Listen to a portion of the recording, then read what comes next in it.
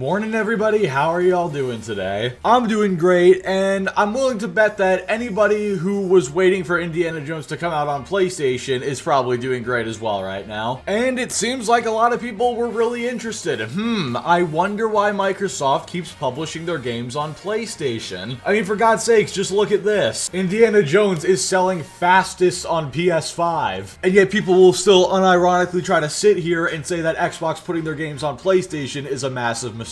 But whatever, that's not what we're here to talk about today. Today, we are going to be talking about a recent, I don't know if I could say crash out, but a recent interaction that happened on Twitter, specifically between Kid Smooth and D-Batch. Now, if you've never heard of either of them, I can't blame you. All you need to know is Kid Smooth is an Xbox fanboy and D-Batch is a PlayStation fanboy. But Kid Smooth unironically cooked right here, and I'm not going to give him too much credit because D-Batch literally handed him this W. Like, I don't know what happened. I think all brain function shut down for him for the duration of this conversation. If I were a conspiracy theorist, I would try to argue that he was intentionally making himself look as bad as possible. Unfortunately, I don't think that's the case. I think he's just really dumb. Because apparently, this guy doesn't know the difference between a native resolution and a dynamic resolution. Now, let me show you exactly what I'm talking about. So, Kid Smooth put out this tweet. As I mentioned before, no advantages outside of DualSense support. Indiana Jones and the Great Circle PS5, PS5 Pro tech review. And then a screenshot of this one specific moment in the Digital Foundry PS5 Indiana Jones video. Now, I'm not really a fan of just taking screenshots like this and showing one instance where one console is performing worse than the other. Because I've watched the full video, each console is gonna stutter in different areas. Although he wasn't wrong about one thing. The PS5 Pro version doesn't really do anything, except it has slightly better volumetric lighting, which I don't know about you guys, but even in this paused, zoomed in frame, I can't tell a difference. So yeah, basically what you're getting is slightly better volumetric lighting that is so slight you can't even tell, and slightly better dynamic resolution scaling, because the Series X and PS5 scale between 1200 and 1800p, and then the Pro scales between 1440 and 4K. Now, D-Batch does call out the whole thing about the volumetric lighting. Again, I don't think it really makes a difference at all, but it's worth noting. He says, lies. Volumetric lighting is of higher quality on the PS5 Pro. It also runs higher res at native 4K, less aliasing as it's higher res, lol more than dual support advantages, lol why lie. Don't you love when people ask why you're lying in the same post where they themselves are lying? Because Kid Smooth then responds, it doesn't run at native 4K, liar, 1440 to 2160 dynamic, none are native. Which is true, this is right from the Digital Foundry video. Native and dynamic are different things. I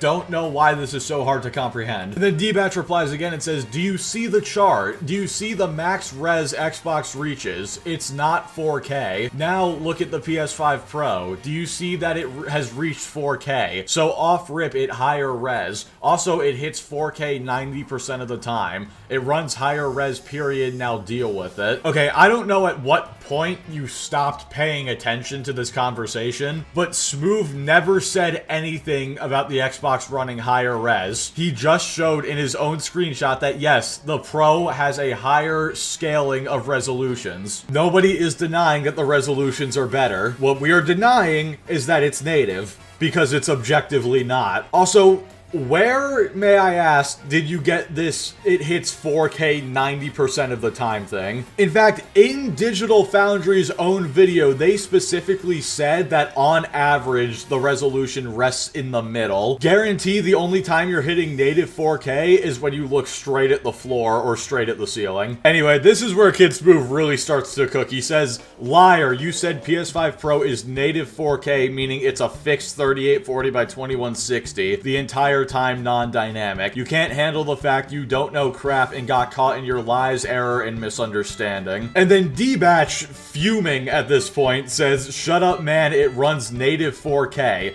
Even if it were 50% of the time, it's something the Xbox console can't do with this game at all. Xbox is not capable of 4K res on this game at all, period, end of story. The fact is PS5 Pro holds native 4K for most of the time in this game. Okay, so again, I genuinely need to ask, where did anybody say the Xbox was hitting native 4K? Nobody said that. You are the only one arguing that a console can do a native resolution when it's not doing that. And can we just talk about the sheer stupidity of saying most of the time it holds native 4K? That is not what native means. Native means it is locked to that resolution and it will never dip below. In fact, you know what? Let's go in game and show you. Alright guys, what's up? Welcome to episode 1 of my Indiana Jones Let's Play. I'm starting halfway through the game because fuck you. But yeah, so we're gonna go into the options here. So let's go to video settings. As you can see here, I have it set to 1440p native. That means the resolution does not change at all, no matter what happens on screen. Doesn't matter how many particle effects or anything. I'm not targeting a frame rate, so the frame rate will change around, but the resolution will stay the same. Now, if we go down here, probably should have looked at this before I recorded this. Shut up. Alright, so if you look down here, I definitely didn't spend 2 minutes looking for where resolution scaling was. Shut up. We have resolution scaling. You can see here, that means it is off. And off and static, I don't know why those are separate, because it's the same thing, basically. But whatever. You have static, which means that the resolution will be scaled to the amount specified. So, in this case, I have it set to 100% resolution. So, it'll be 1440. If I take it down to 50, it'll be half of 1440. It'll be 720, even, you could say.